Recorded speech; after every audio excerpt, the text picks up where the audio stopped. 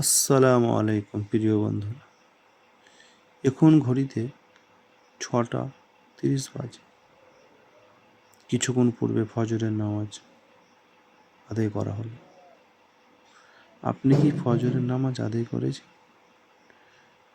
করেছেন? না। আপনি ফজরের নামাজ না আদায় করে কীভাবে জীবন পরিচালনা করতে পারেন? আপনার জীবনের 16 আনাই বৃথা। আপনি মসজিদ থেকে ইবাদত না করতে পারলে আপনার 16 আনাই বৃথা। আপনার যদি জীবনটা বিছানাতেই চলে যায়, শায়িত অবস্থায় সকালে উঠে সেই গরু ছাগলের মতোই আপনি আবার যান বাজার হাট করতে, সেইভাবে ছেলেপিলেকে মানুষ করেন, তাহলে আপনার জীবন বৃথা।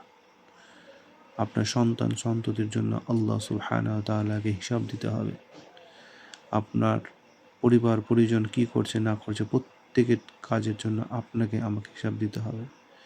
অর্থাৎ আমাদেরকে ইসলামের আরকানগুলো সঠিকভাবে আদায় করতে হবে।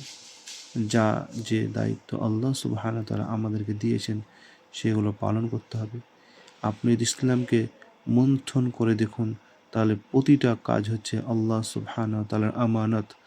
আর কোরআন হাদিসকে যদি সঠিকভাবে আমরা পালন করি তাহলে আমরা আমানত রক্ষা করলাম, আর যদি সঠিকভাবে না পালন করি তাহলে আমরা খিয়ানত করলাম।